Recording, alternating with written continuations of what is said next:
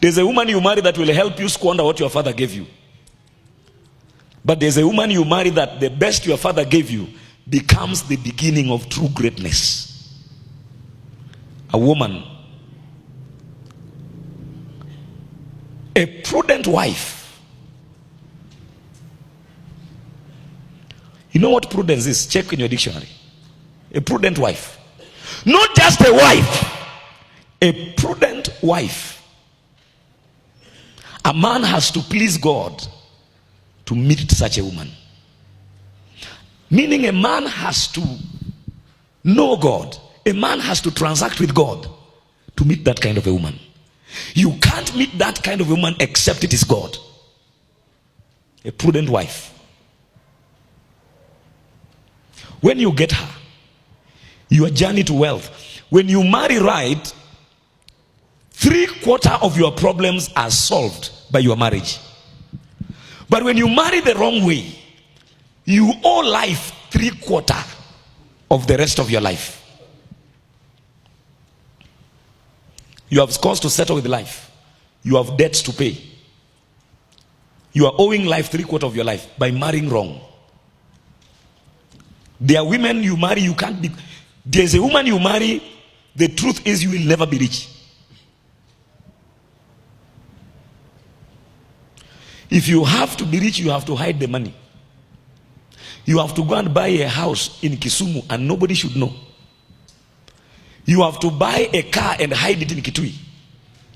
You have 3 taxis in Kitui, but you must ensure there is no trace. There's nothing pointing to the fact that you have a car. You have to live like a sojourner. You have to, and nothing is as painful as secrets that are known to you alone. You have children, but they don't know what you have. You have a wife, you can't tell you have money. Ukiwa na pesa unalala na koti.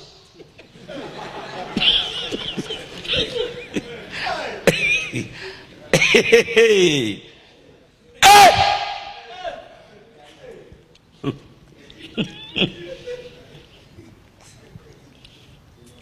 A prudent wife is a wife that acts and shows care and thought for your future.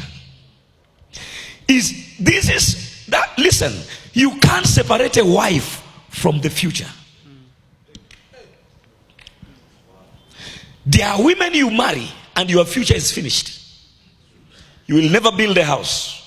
You will never buy anything.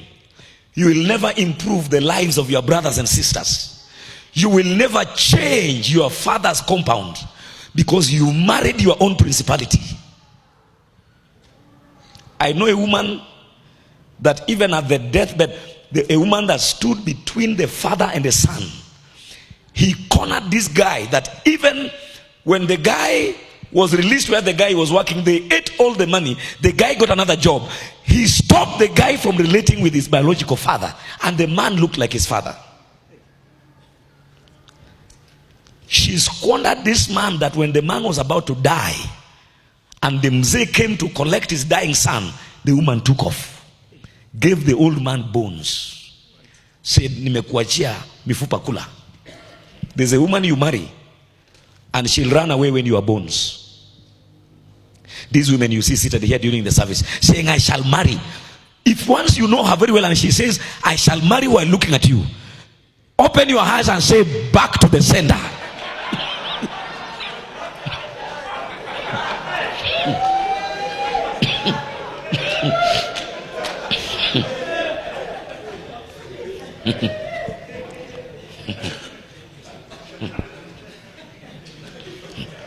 Open your mouth and shout a very big back to the sender. Because a prudent wife is a wife who thinks the future. You can give her a gift of 100,000. My wife, I just felt I want to be a blessing to you.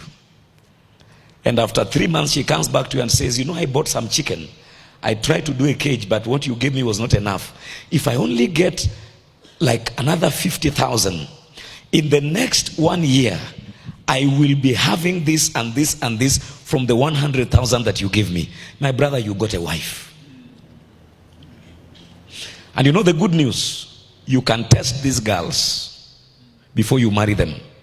and know whether you are going to mortgage your future or you are going to secure your future. Marriage either saves your future or destroys your future. There are women you marry, you will never have even chicken.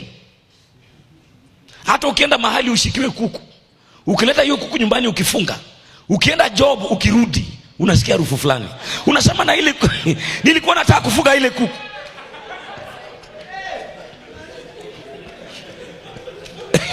Your chicken has met untimely death.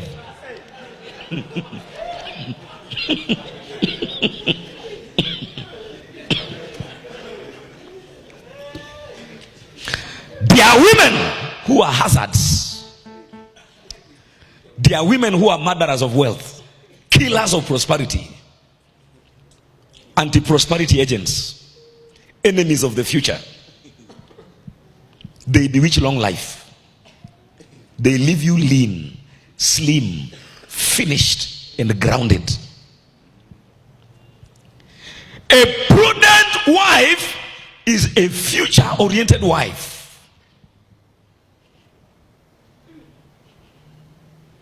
A wise woman, a judicious woman,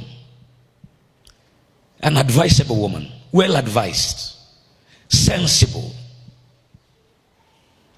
A woman that has sense. Only God can give you a woman. Your father can choose for you and make a mistake. Remember, the mistakes you are seeing with your mother are part of his mistakes. So if you allow I didn't say don't allow your father advise you. Your father can advise you and say, my son, okay, according to me, blah blah blah. You know, I have to say that carefully because Elder Mike is here with his sons, and they will find a ground to tell, hey, mbuyu bana. Sasa unasikia vile pasi amesema. The old man can advise you and say, my son, don't go this way. But when it comes to a wife, even your dad may not know everything. You need God. You come to your dad and you say, Daddy, I've prayed and prayed and prayed, and there's this lady. I don't know what you think. The question will be, have you taken her through the tests? Because there are women you marry and you have no future. When a girl begins to talk of a birthday of 250,000, you haven't married her. Your mother's house needs only 100,000 for the roof to be changed. You talk about the village, she runs mad. Says, village in this generation, are we going to live there? When you marry me, so we are going to live there. So I'm going to be your community wife. A girl is talking like that, who is born again.